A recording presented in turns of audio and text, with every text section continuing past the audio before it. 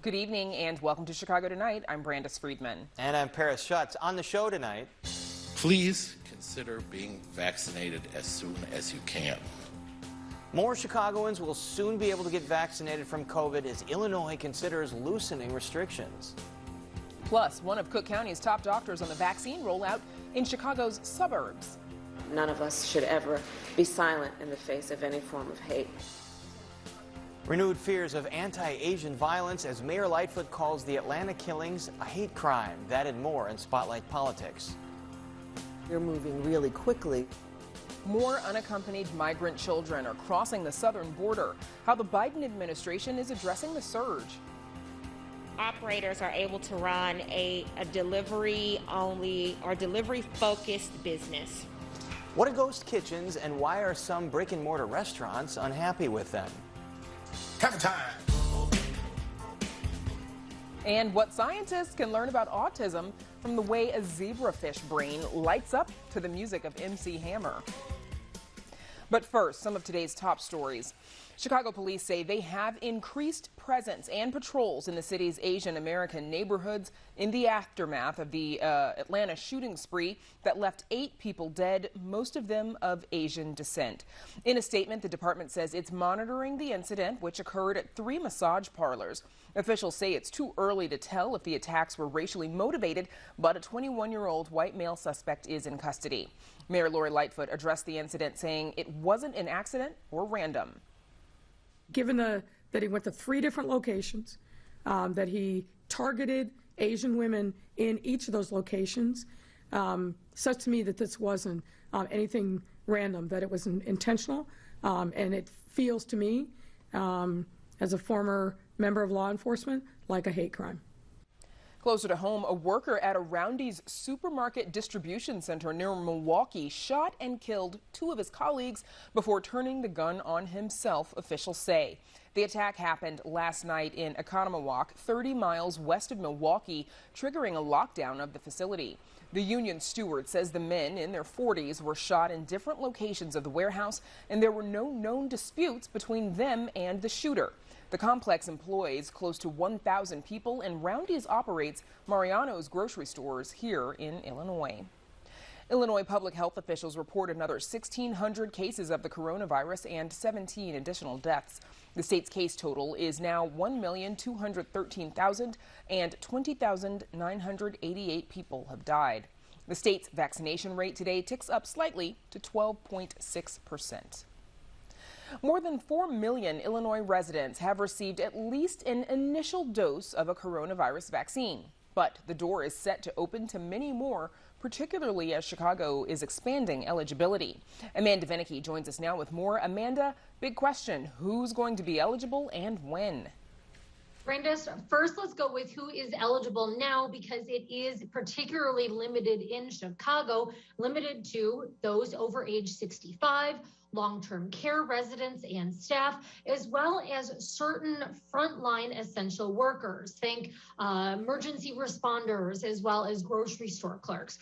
The only real exception to that is people who live in zip codes that the city has used its data to deem most vulnerable. They can get the vaccine regardless of whether they fit into one of those other categories. Now, the city is prepping to expand that pool in a big way. In less than 2 weeks, come March 29th, folks in 2 major categories will become eligible. First, those with certain underlying health conditions, and then also other essential workers. So restaurant servers, bartenders, manicurists, barbers, lawyers, clergy, yes, members of the media. Really, a lot of sectors are included in this form of essential worker, such that Public Health Commissioner Dr. Allison Arwady said, really, most Chicagoans will be eligible for the vaccine by the end of the month, but she does have a caveat.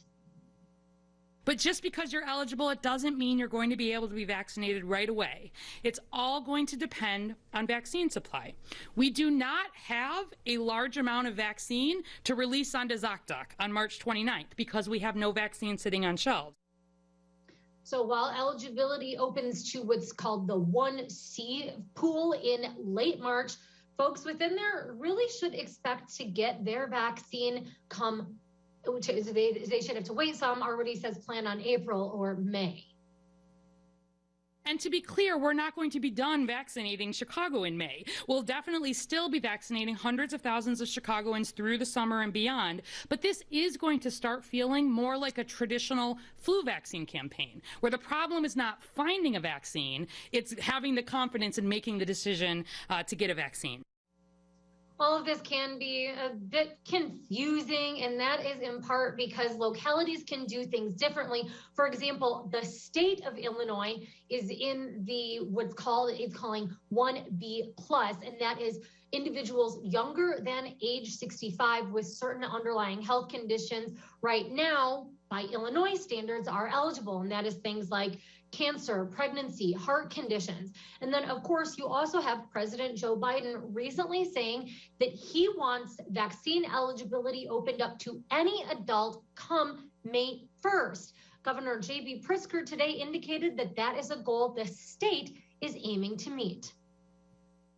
You know, we're looking at following President Biden's prescription for opening everything up to all comers who want vaccine at May 1 and perhaps even earlier than that if we can do it.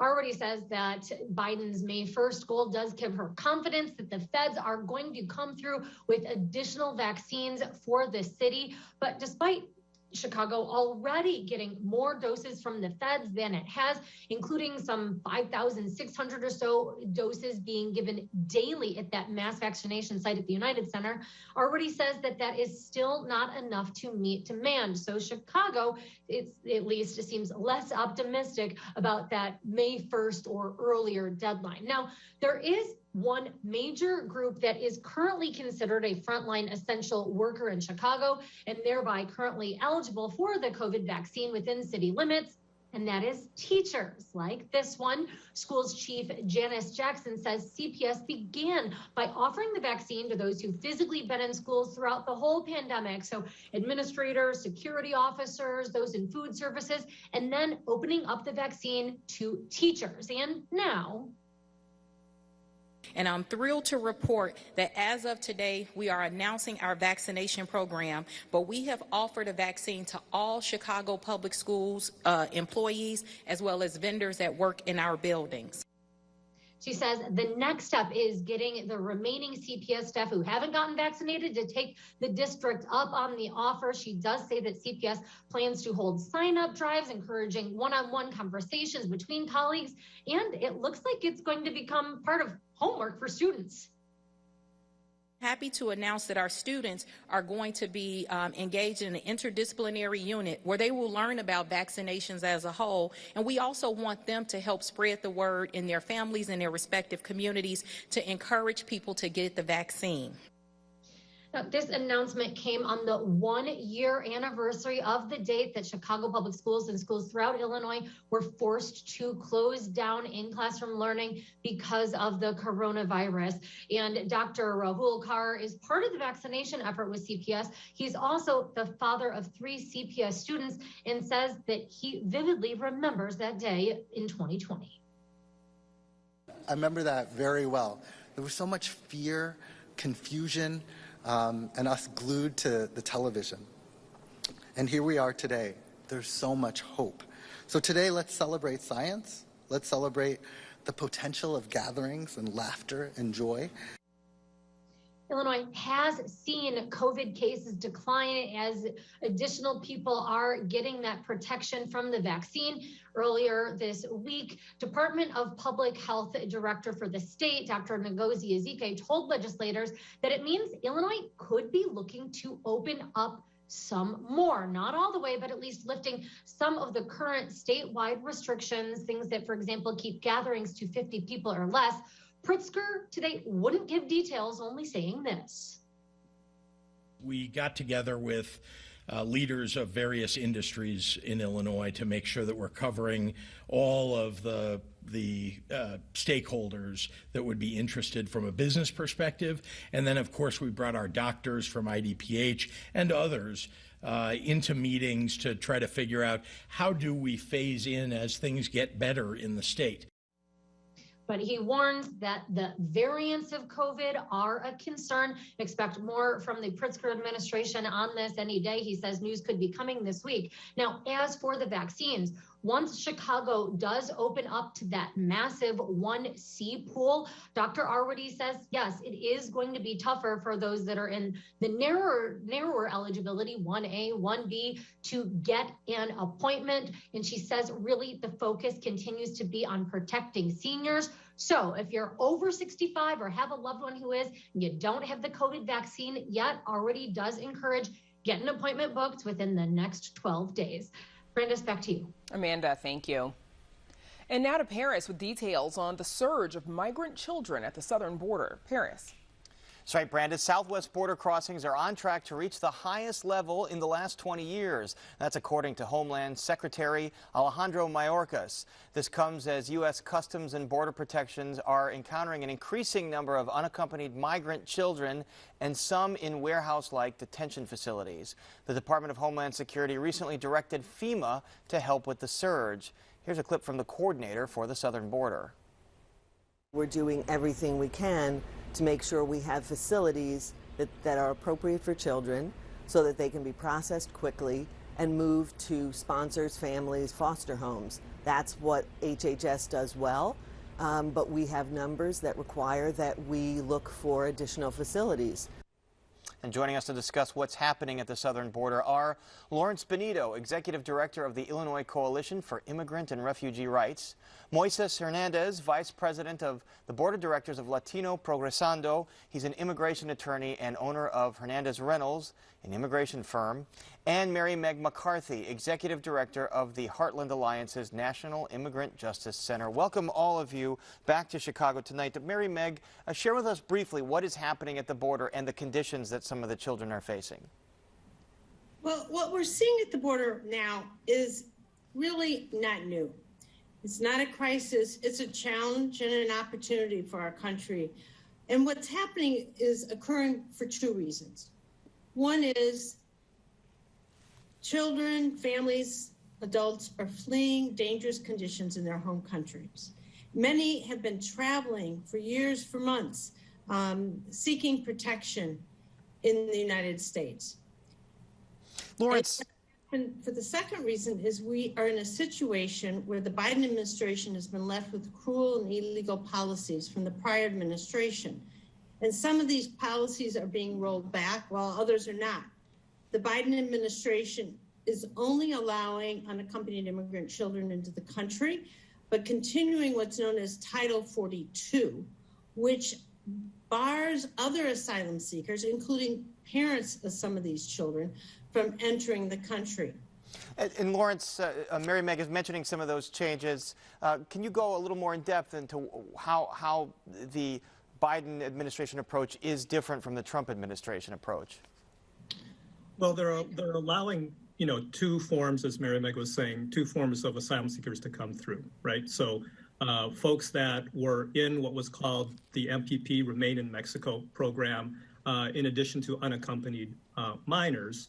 Also, when you saw the President Biden Day One bill, it accounted for resources, right, and changes in policies to deal with the root causes of migration. Resources for those source countries of which people are fleeing, oftentimes persecution, violence, or being, pulled by, economic reasons for, opportunities for better lives. And to clarify, we're talking about countries like Honduras, Guatemala, El Salvador, countries that are having tremendous problems right now. Moises Hernandez, what happens to the children after they're held in some of these facilities, and how might FEMA come in and improve the situation? I think FEMA's involvement hopefully will be a positive force for more humane treatment because there hasn't been, they've been locked out of the country. They've been left at the border outside the U.S., where we know there is extreme violence, a lot of exploitation of these migrants, and you can imagine these are often already children fleeing violence and trauma, either from the country of origin or even from their very long and dangerous commute up to the border.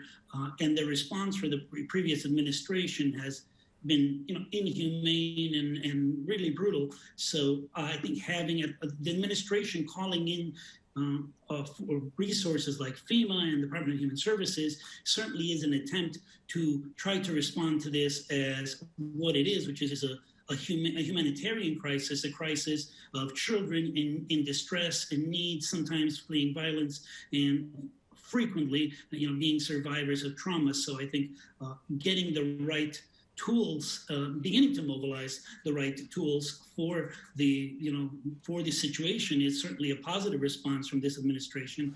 And of course, as Mary Meg pointed out, it's an opportunity to do some of these things right, because obviously, the villainizing and locking up and leaving children in extremely vulnerable and dangerous situations is not the right response. And there have been reports that some migrants have been told that perhaps the Biden administration would be more welcoming, and maybe that's causing the surge, or that's pretty unconfirmed. Let's hear what President Biden said on the issue yesterday.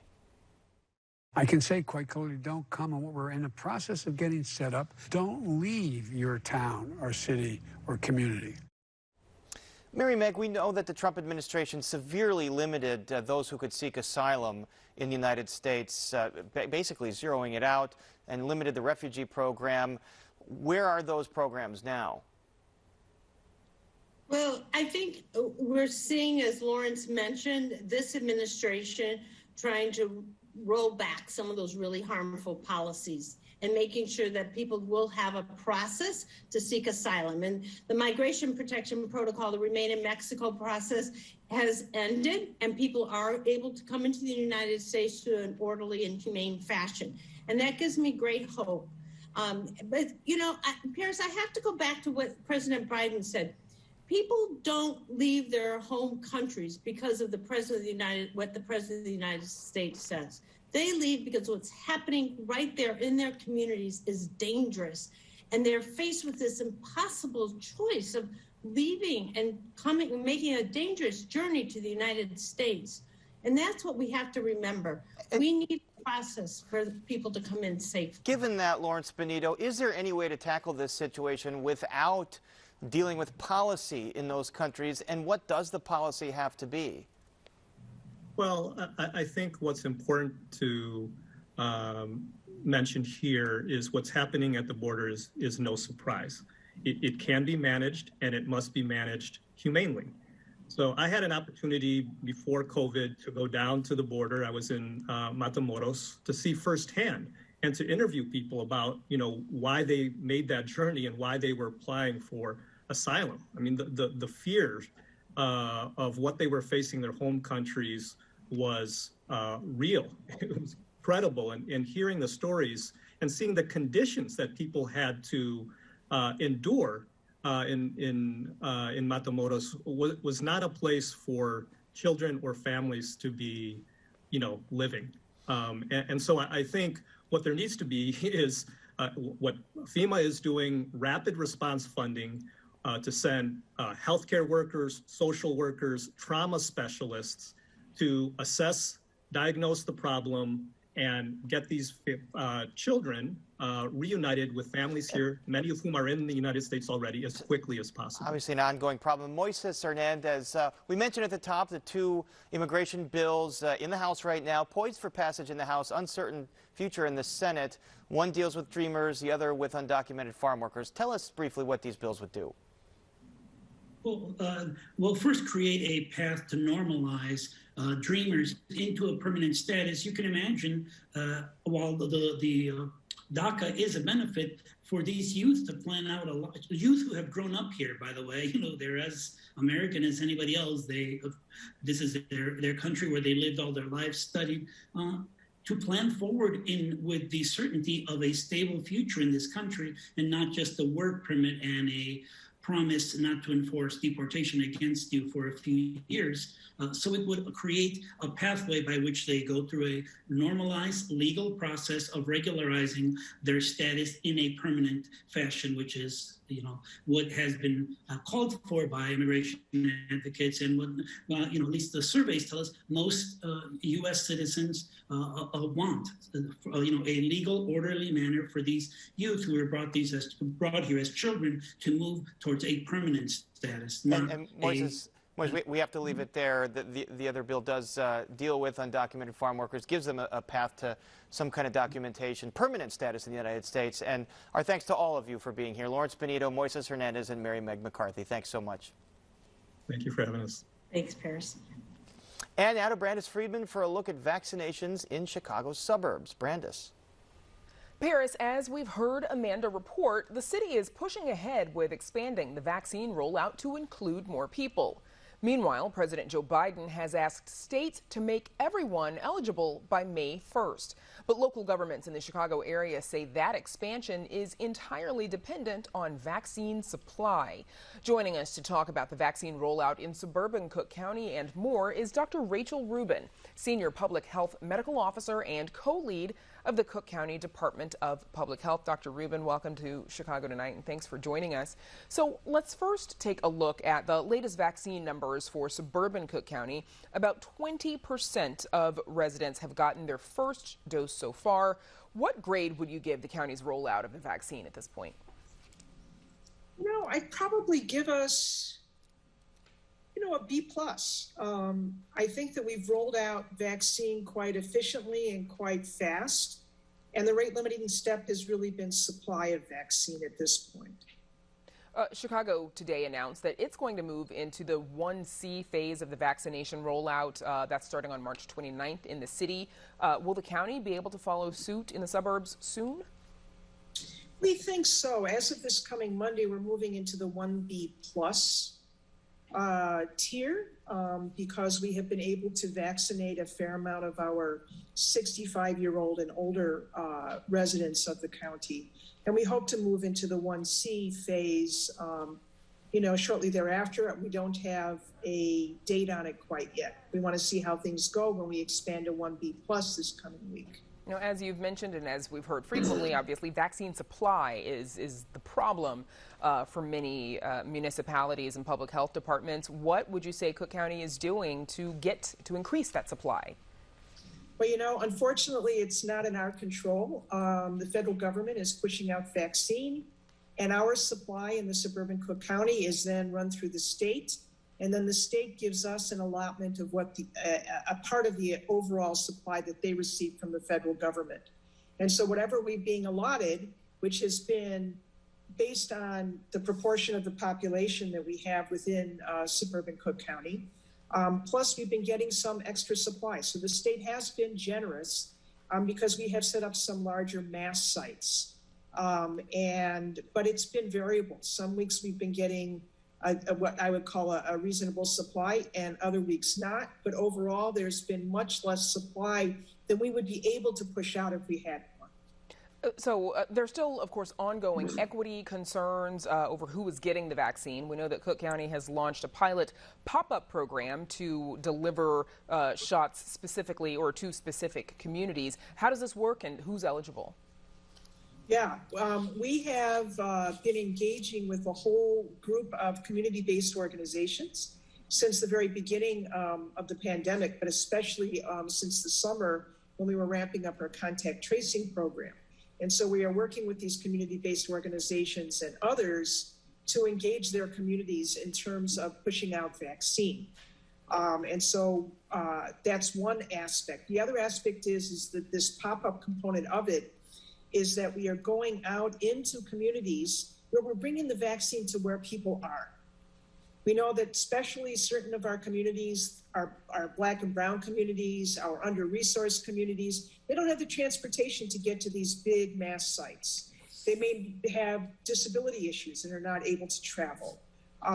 They may not have the income or ability to use public transportation, or they just, due to to fear and real concerns about the vaccine. They don't feel comfortable getting vaccinated, especially in some place that they're unfamiliar with. And so we need to be bringing the vaccine to them. And that's what these pop-ups are for. So we're going to senior centers, publicly supported senior buildings. We want to also start, and we've done this a little bit, but to expand our program to go to larger workplaces of low-wage workers, because then we can get a whole bunch of workers vaccinated at once and right there while they're at work, and then they can go on with their day. And also maybe working with community organizations within their own communities to do the same thing. And Dr. Rubin, you know, for most of the pandemic, the positivity rate has been the guiding metric for policymakers. Is that still the best metric to use in determining restrictions and guidelines and whether they should be, you know, tightened or loosened? I think it's a combination of positivity rate, which means the number of positive cases divided by the number of tests that we're doing. So the more tests you do, the more cases you're going to see, but proportionally we want to see less positives divided by the number of positive tests. Right.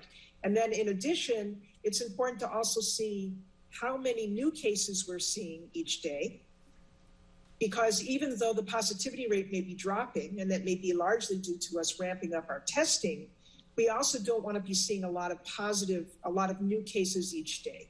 And right now we're varying anywhere between 250 and 300 new cases that are popping up in the suburban area each day. And that's too much. That's more than what we were seeing in certain times over the summer. But to and be then clear, also we want to be looking at equity issues as well. Absolutely. And to be clear, then, the vaccination rate is not what guides, is not the metric that guides those decisions with regard to opening and closing. No, not alone. Now, of course, the more vaccine we get out there and the higher the percentage of the population that is vaccinated, and that means distributed throughout the entire community, not saying in one area of the county, a lot of people are vaccinated, and in another area, not very many, but the average is high. No, it's got to be uniform and a lot of vaccine throughout all of our neighborhoods. That's also part of the equation, but we really have to see what's happening in terms of the circulation of the virus and how many people are still getting sick. And Dr. Rachel Rubin, you know, before we let you go, our condolences. We know that you lost both of your parents to the coronavirus a few months ago. How has that personal experience shaped how you look at this pandemic from a macro level? It makes me, more dedicated to this work. I mean, it makes it harder in a way to watch news reports about death rates and how many people are getting sick is, it tears me apart. But I stand with everybody that has lost family members and friends and community neighbors to this pandemic. Nobody has been untouched by this worldwide. And certainly my own personal tragedy is no less than anybody else's. And it just spurs me on to continue this work as best I can. Again, sorry for your loss, Dr. Rachel Rubin, and thank you for sharing that piece of your story with us and for joining us tonight. Thank you. And on tomorrow's program, we'll have a 1-hour special marking 1 year of COVID-19 shutdowns in Illinois. We'll share insights from public health and government officials, hear from business owners, and shine a light on racial and ethnic disparities brought on by the pandemic. Again, that's tomorrow at 7 on Chicago Tonight. Up next, we go behind the headlines of some science stories making news. Stick around. Coverage of science and technology on Chicago Tonight is made possible in part by Joel M. Friedman, president of the Alvin H. Baum Family Fund. Why Bitcoin mining is causing concern for environmentalists, a zebrafish's brain responds to the music of MC Hammer, a sea slug found to have the bizarre ability to decapitate itself and live on, and a new light-activated material that could lead to the development of super-efficient solar panels. Joining us now to help break down all of these latest science stories is University of Chicago paleontologist Neil Shubin. Neil, great to see you again. Let's start with the cryptocurrency Bitcoin. It's ever popular. It grew to an all-time high of $60,000 now per Bitcoin right after Elon Musk invested in it. Remind us, for those who struggle to understand Bitcoin, why it takes up actual energy. Yeah, so Bitcoin, just think of Bitcoin like gold. It's something that's precious, something that's valuable, something that can be transferred among people. But Bitcoin can be mined just like gold. You know, gold we mine in mines and panning and so forth. With Bitcoin, what they do is they mine it using computer algorithms, by computer problems that must be solved. And what it takes is enormous computing power. So what you have are these whole computer server farms consisting of hundreds of computers set up around the world to mine for Bitcoin. Now, the challenge, I'm sorry? No, go ahead. Go ahead. Yeah, well, the challenge with that is that it consumes a ton of energy. You know, and it's when you think about it, it's just an enormous amount of energy, and particularly in the last year where Bitcoin use has gone way up. And as I understand, I mean, it consumes the equivalent amount of energy to the entire country of Argentina? That's correct, like 128 terawatt hours. You know, it's just enormous, which is, if Bitcoin uses would be equivalent to one of the top 30 countries in the entire world. It's somewhere between Argentina and Australia in the amount of energy it uses in a year. And so as Bitcoin increases in value and possibly more people invest in it, what are ways or solutions to curb this energy usage? Yeah, so it's a very expensive, you know, energetically expensive and harmful for the climate as a consequence form of currency.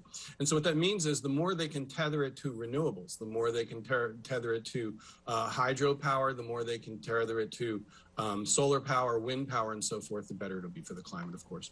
Okay, let's move on to the next story. An Australian scientist has created this incredible video here of a zebrafish and the zebrafish's brain's response to MC Hammer's song, "You Can't Touch This." Let's take a look at the video. Cover time.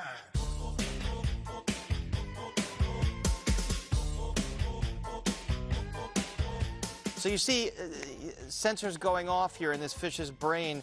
Tell us the science behind this.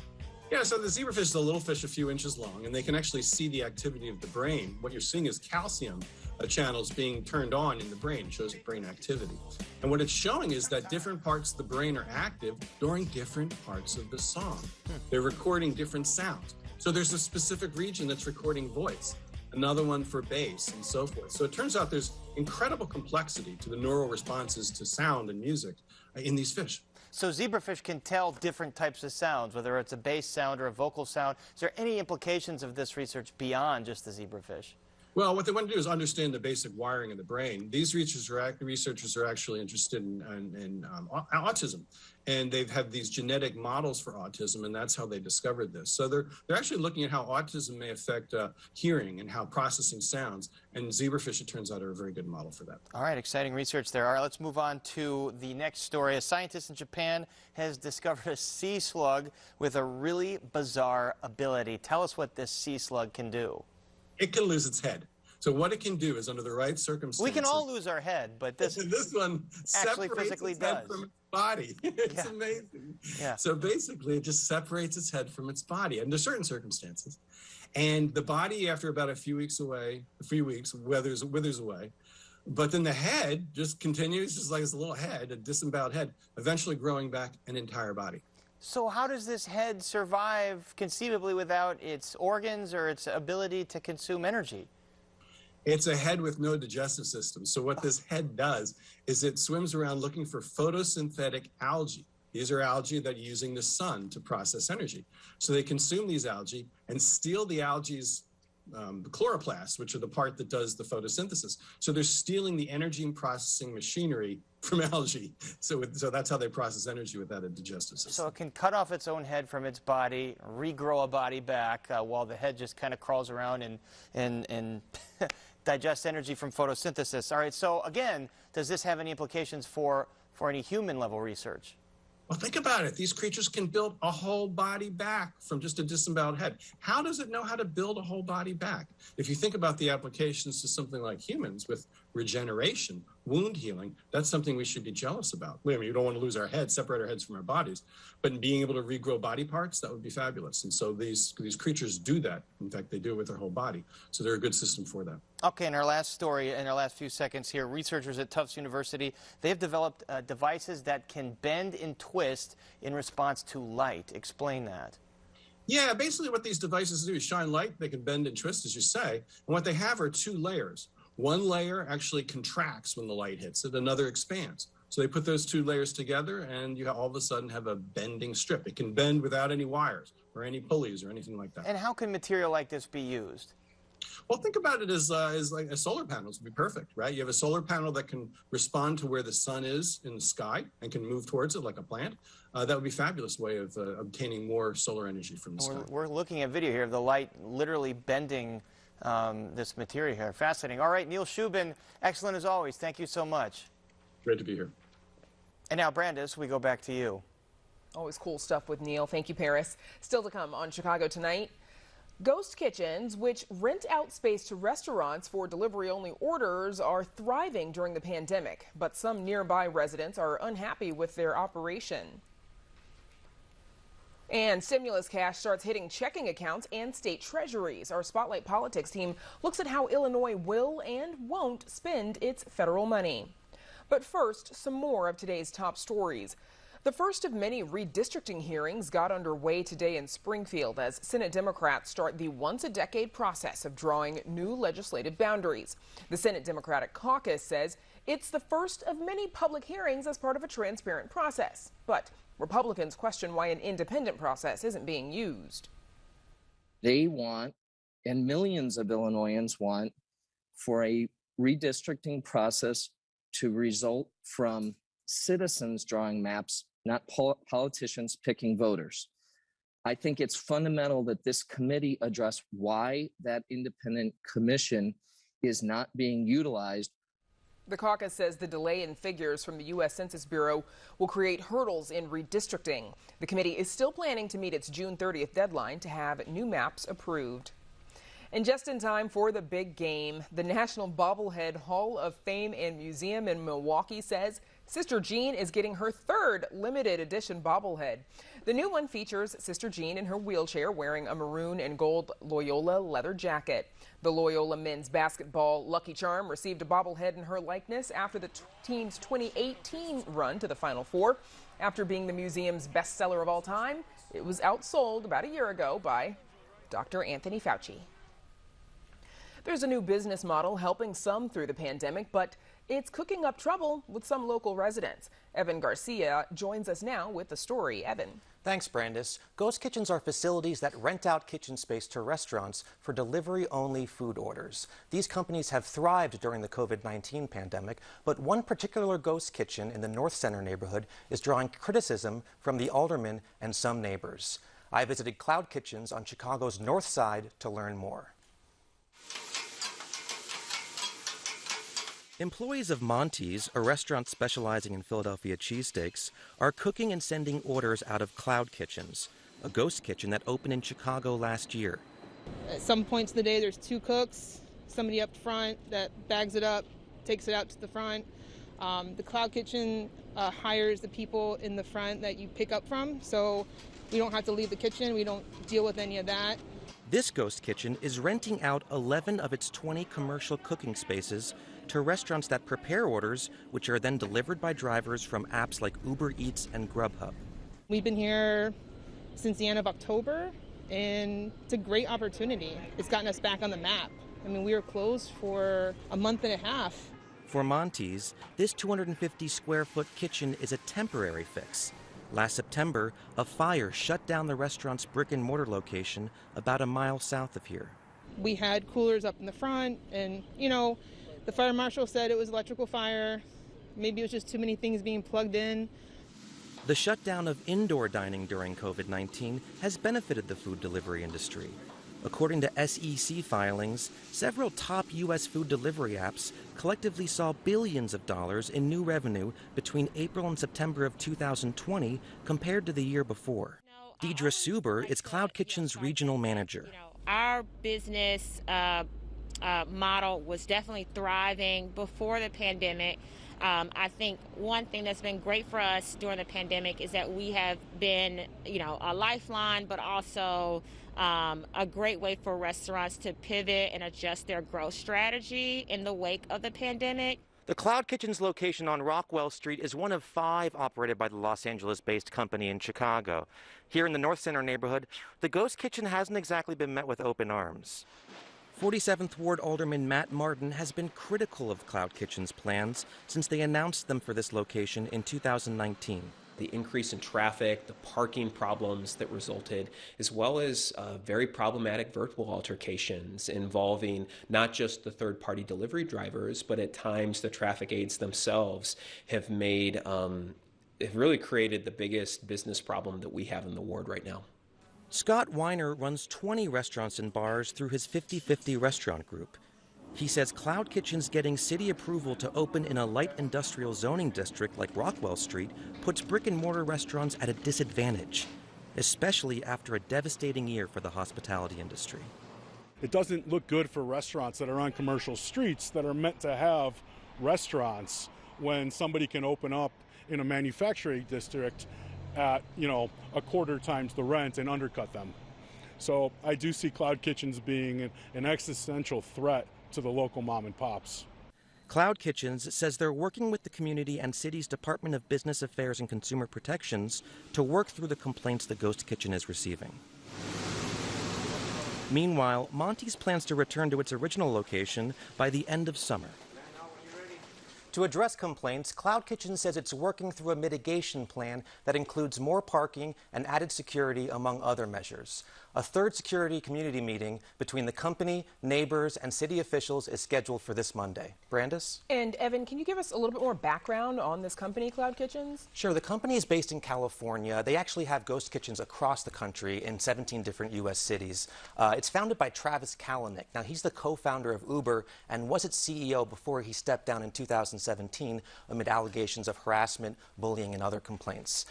He sold all of his shares in the company in late 2019 and essentially started this new ghost kitchen a few months later. Yeah, it's an interesting connection. And are mom and pop restaurants the only ones using the ghost kitchens? They're not. In fact, Alderman Matt Martin says that complaints really increased in November when the popular fast food chain Chick-fil-A moved into 2 locations within the building, 2 different kitchens among the 20 kitchens within the ghost kitchen. So this Chick-fil-A is not only sending out delivery food, but allowing consumers to come to the site and purchase on their own, which is really increasing the traffic and parking there. And his complaint is that if the ghost kitchen is operating at 50% capacity right now, how bad will these problems get when they're at full capacity? A lot of competition there. Evan Garcia, thank you for joining us. Thank you, Brandis. Up next, our Spotlight Politics team has the highlights from today's one-day legislative session in Springfield. But first, a look at the weather.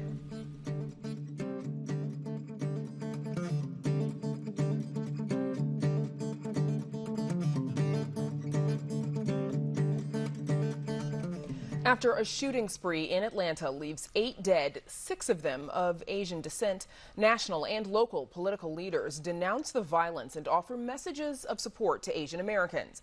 Officials also announced the next phase of Chicago's vaccination plan. Environmental activists face a mixed week in the city, and federal stimulus money starts hitting bank accounts and state coffers. Our Spotlight Politics team is here to talk about those stories and much more. Welcome back, Amanda Vinicky, Heather Sharon, and Paris Schutz.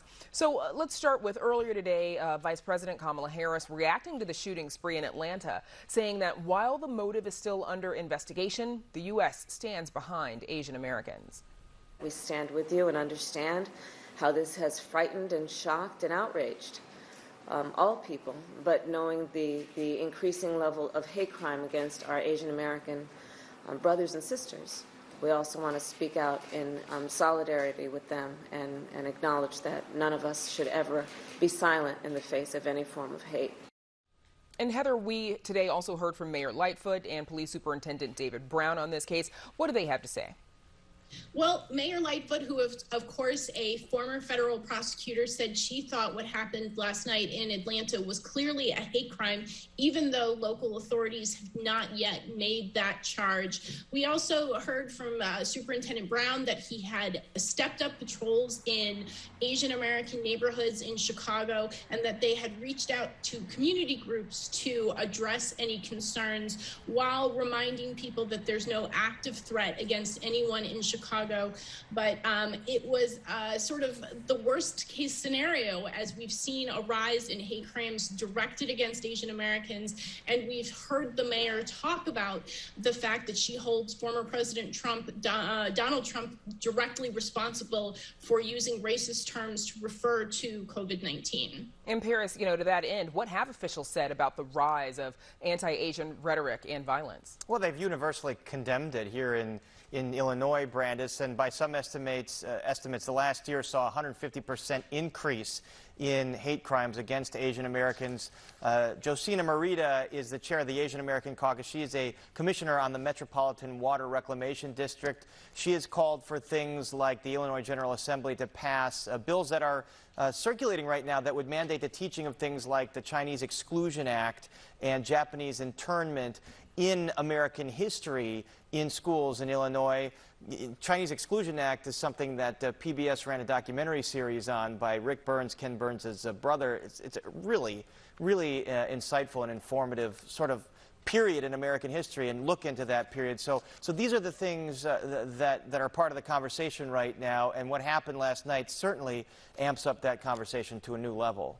Well, and briefly, also, just want to mention, so the mayor says that she is going to be bringing in additional CPD forces to primarily Asian American neighborhoods in the city of Chicago. And that, of course, might make some individuals feel more protected, more comfortable that there is that police presence.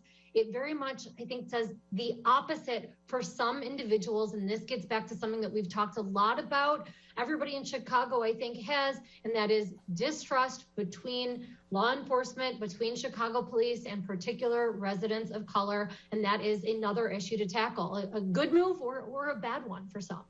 And Amanda, sticking with you for a bit, and switching gears, you reported earlier, we've got some details now about the city's rolling out of the next phase of the vaccination plan in Chicago.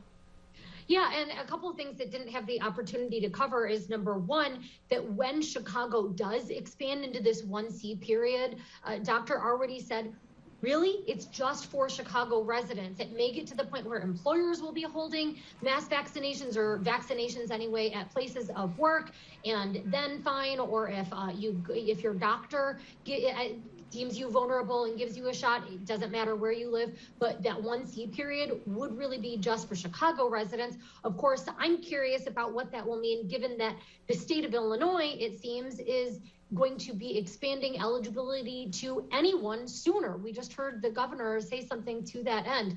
Another sort of interesting deviation between the city and state there. Again, the state right now already in this 1B plus, where those who are younger with underlying health conditions can get the vaccine.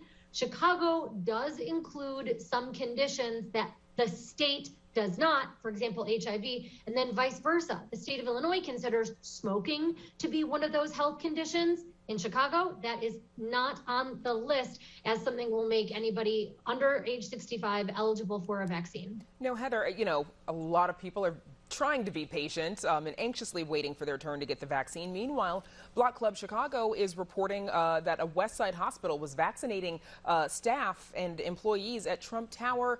Rumors that even the former president's son was vaccinated as well.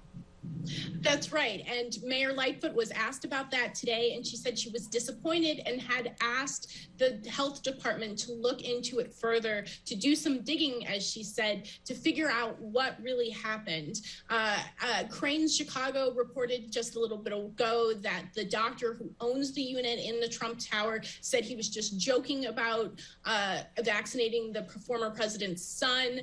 It was just a Facebook joke. But I think it really goes to the fact that there's so much frustration about being able to get an appointment and to make sure that you're eligible and that you're not jumping the line, while they see other people sort of not following the rules.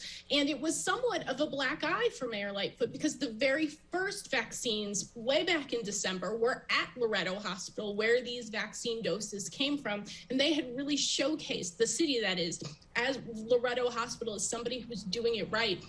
because nearly 90% of that hospital staff has been vaccinated, which is a very high rate. So it is something that everybody will be watching very closely, especially after WBEZ reported this afternoon that doses allocated to Loretto Hospital are also used to vaccinate Cook County judges and their significant others. So there are a lot of questions to be answered.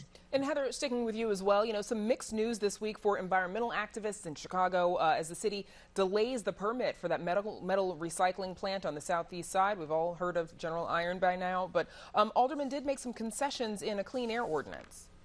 That's right. So several months ago, the mayor's proposed ordinance stalled because there were several aldermen who were worried that it would dissuade industrial operations from locating in Chicago, costing the city good, well-paying jobs with benefits. She changed the ordinance to win the support of industry, but that meant that all of the environmental groups that had endorsed it, they dropped their support. They also lost a co-sponsor, Alderman Mike Rodriguez, and this is going to be quite the showdown next week at the full city council meeting to see whether it moves through.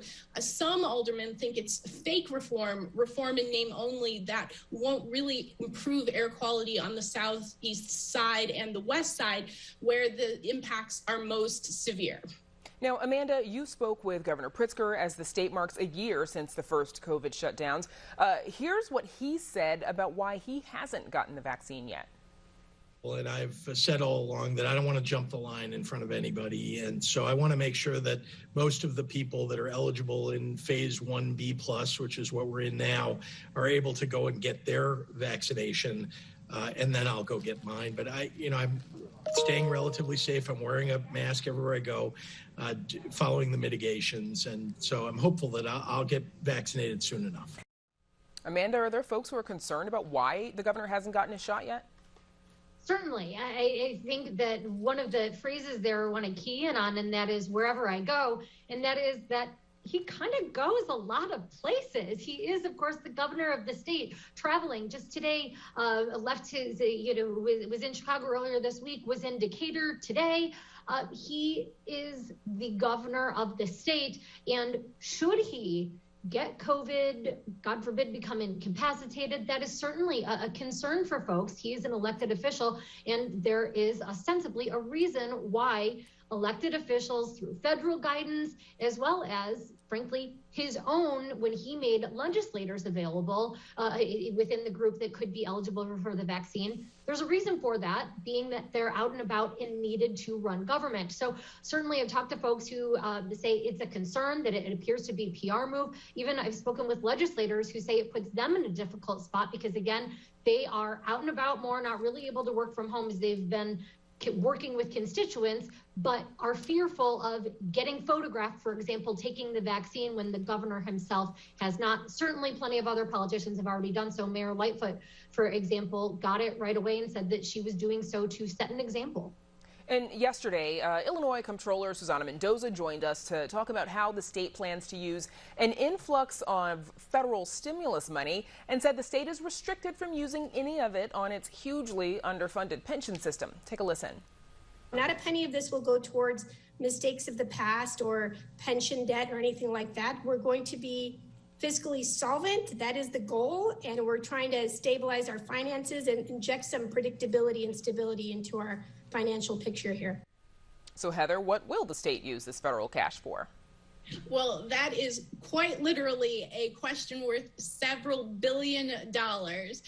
We've heard Comptroller Mendoza say her first priority is to pay off the debt, the borrowing that the state made earlier in the pandemic from the federal government. The state also has a massive bill backlog left over from the era where the state went multiple years without a budget. So that is also a possibility. But I would certainly expect Democrats in the Illinois House and the Illinois Senate to push Pritzker to allow them to use those funds to beef up funding for education, which will not be fully funded under the governor's budget because there just wasn't enough money. However, the governor's budget relies on about $1 billion of ending tax credits or tax loopholes, depending on how you look at it. So there is a lot of need. And while the state is getting a lot of money from the federal government, it can't cover all of the state's needs. So it'll be a big fight. And Paris, quickly, you heard from some of Illinois' congressional delegation yesterday, including Republican Congressman Adam Kinzinger, who said while he's supportive of the piecemeal measures up for a vote this week, he'd like to see a larger bipartisan effort. Here he is. The right mistrust that there's ever going to be border security. The left mistrust that there's, ever going to be a pathway to legalization. And so we're in this standoff, and we use it as a weapon on both sides. I would love to see a broad, comprehensive reform done. I know it's been tried in the past, but it's always tanked by the loudest voices on the extremes. So, Paris, with a polarized, Congress and a 50-50 Senate, is that remotely likely? Immigration reform, no. It doesn't seem likely. Perhaps remotely likely. I mean, the Senate would need to get 10 Republicans on board, or this looks like one of those areas where if all 50 Democrats agree, they would reform or abolish the filibuster. And if they do that, it does seem like that is something that Democrats would be able to pass, although probably not in the form that it's in. They probably have to do it piecemeal. The Dreamers, that act has bipartisan support. Some of these other elements don't. Obviously, Republicans want to beef up border security. So, but it doesn't seem like that is possible unless they reform the filibuster. Okay. Our thanks to the Spotlight Politics team, as usual, Amanda Venicky, Heather Sharon, and, of course, Paris Schutz. And you can find much more about the stories discussed tonight with our Spotlight Politics team on our website. It is all at WTTW.com/news. And that's our show for this Wednesday night. Don't forget to stay connected with us by signing up for our daily briefing. And you can get Chicago Tonight streamed on Facebook, YouTube, and our website. And you can also get the show via podcast and the PBS video app. And please join us tomorrow night live at 7 for a special edition of Chicago Tonight. And we leave you tonight with a little Irish tradition from the Trinity Academy of Irish Dancers, which performed today for healthcare workers at Swedish Covenant Hospital. Now, for all of us here at Chicago Tonight, I'm Brandis Friedman. And I'm Paris Schutz. Thank you for watching. Stay healthy and safe. Good night.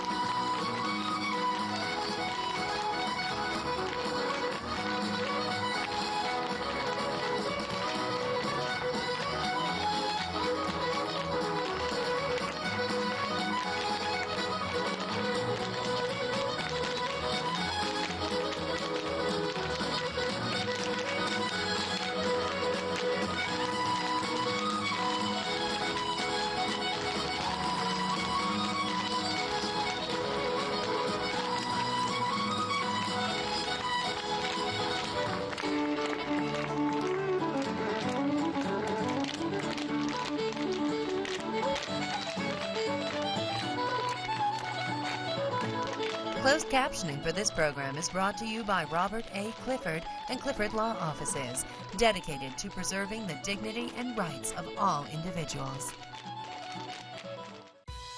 Tonight's